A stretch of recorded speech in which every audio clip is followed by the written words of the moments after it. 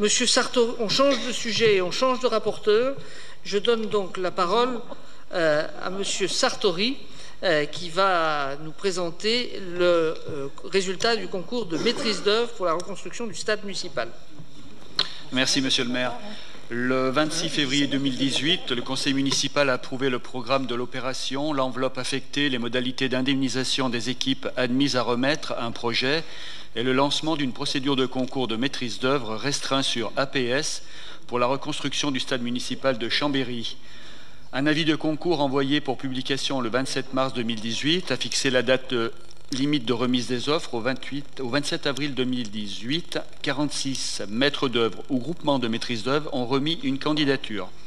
Sur la base des critères de sélection des candidatures énoncés dans les documents de consultation et notamment des pièces permettant l'appréciation des garanties techniques et financières des candidats, du procès-verbal du jury réuni le 17 mai 2018 pour émettre un avis sur les candidatures, le représentant du pouvoir adjudicateur a dressé la liste des 4 candidats admis à remettre un projet, l'équipe Barthélémy Grino, l'équipe Chaban, l'équipe Gulizy Architecte et l'équipe Patet Architecte. Le 6 juin 2018, le dossier de consultation seconde phase a été mis à disposition des 4 équipes. Elles ont remis un projet dans les temps impartis à l'étude de l'huissier de justice désigné par la ville. Puis celui-ci a rendu les 4 projets anonymes et leur a attribué un numéro d'identification A, B, C et D. Le jury de maîtrise d'œuvre s'est réuni le 5 octobre 2018 pour émettre un avis sur les projets et les classer sur la base des critères du jugement des prestations énoncés dans les avis de concours et dans le règlement de concours seconde phase. Le jury a proposé le classement des projets suivants. En premier, le projet D, en second, le projet A, en troisième, le projet C et en quatrième, le projet B. Au regard des critères hiérarchisés figurant dans les documents de la consultation, les membres du jury ayant voix délibérative ont classé le projet D en premier, projet qui vous est présenté sur les 4 planches qui sont situées au fond de la salle. Après levée de l'anonymat, les projets ont été présentés par les équipes suivantes. Projet A, équipe Chaban, projet B, équipe Barthélémy, projet C, équipe Gulizy et projet D, équipe Patet Architecte. Vu le procès-verbal du jury de concours du 5 octobre 2018 actant l'avis du jury et la motivation du classement, vu le rapport d'analyse des offres, je vous demande de bien vouloir, après avoir pris connaissance de l'ensemble des considérations techniques et financières figurant dans l'avis du jury et qui ont conduit celui-ci à opérer le classement, désigner comme lauréat du concours de maîtrise d'œuvre sur APS pour la reconstruction du stade municipal le projet D, classé premier par le jury, présenté par l'équipe de maîtrise d'œuvre Pater Architecte, Olga Architecte, CET, Bâtisserf Ingénierie, Profil Études, Canopée, Technicité et l'Atelier des Cairns.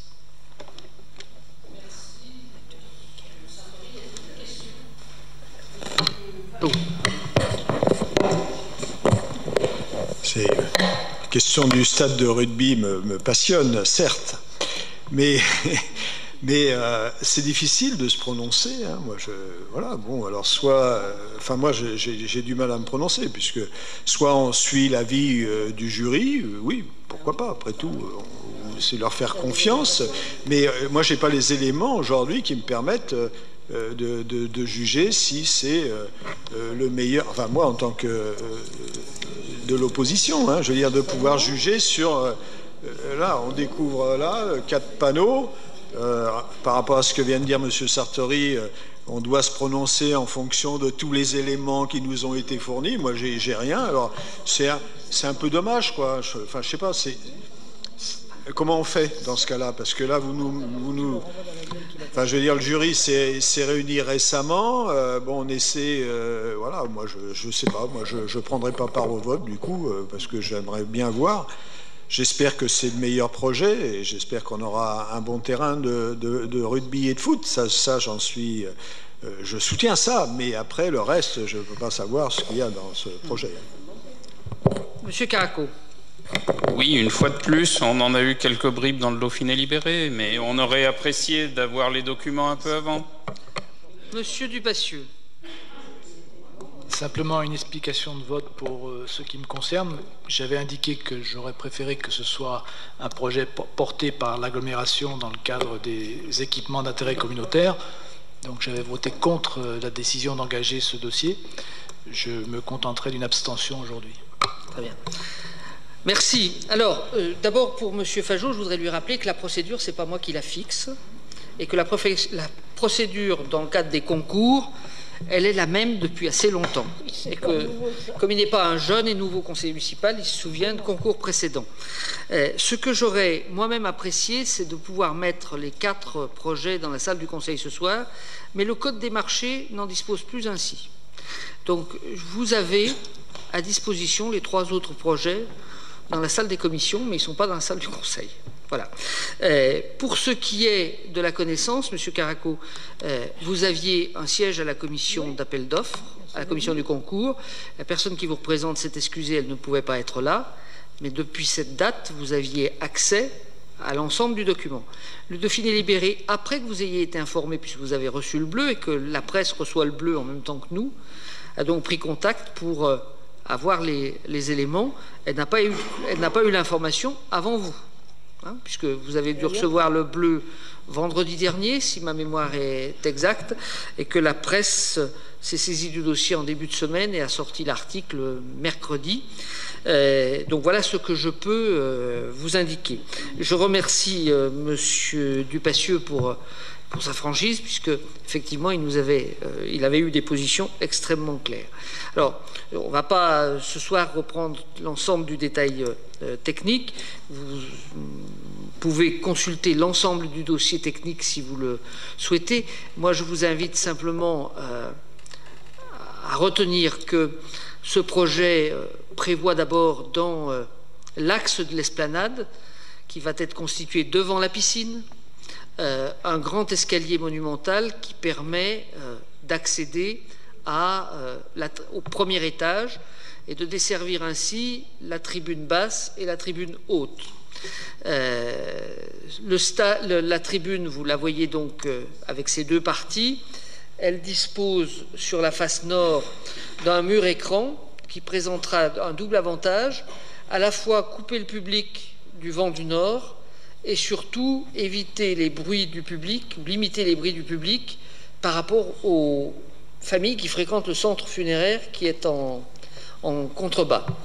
Ce projet prévoit 2 tribunes en face à face et 2 tribunes couvertes, réunies par une espèce de patio qui permet la liaison entre les différentes tribunes.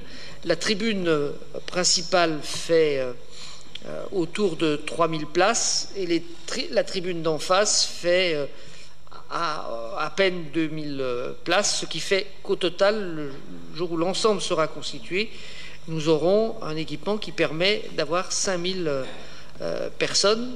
Le stade, comme dans toutes les villes, peut servir pour les manifestations sportives et pour les manifestations spectacles et autres. Il y a eu déjà des spectacles au stade municipal dans le passé. Il pourra continuer à avoir des spectacles sur le stade si on le souhaite.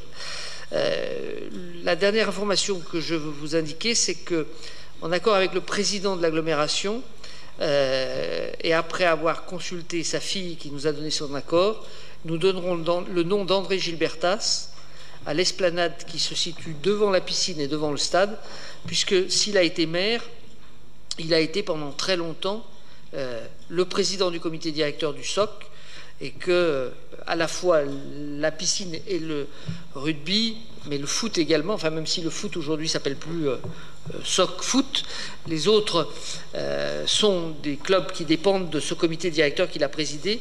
Et s'il y en a un qui a, au cours des 40 au moins années qui ont précédé sa mort, manqué bien peu de matchs de rugby au stade municipal, c'était bien le cas d'André Gilbertas, quelles que soient ses fonctions. Voilà la présentation succincte que je peux faire du projet. Monsieur Caraco. Oui, monsieur le maire, je vous remercie pour vos explications, parce que je n'avais pas compris que quand on recevait le livre bleu, il fallait demander expressément les annexes. C'est écrit de manière très claire dans le rapport. Donc, écoutez, le dossier de consultation d'une commission d'appel d'offres, vu l'épaisseur qu'il fait, il est consultable, mais il n'est pas possible de le diffuser. Ça représente une telle masse.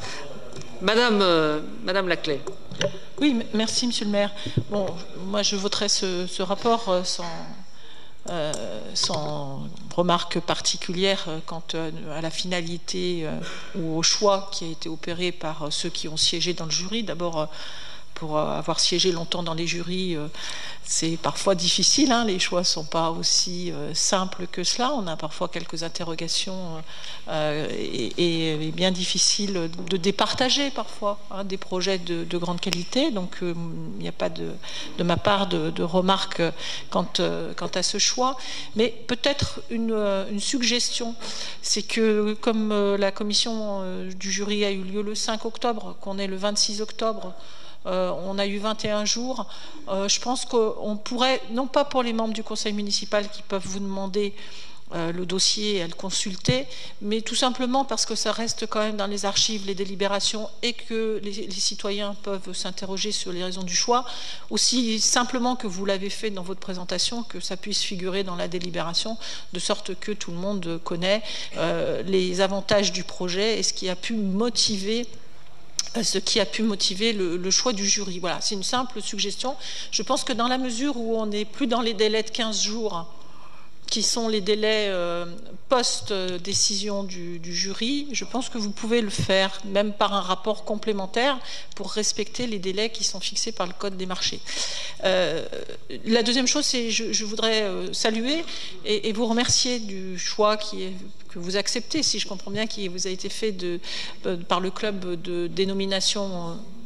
Pardon, j'ai compris que c'est en accord avec le club et avec la famille.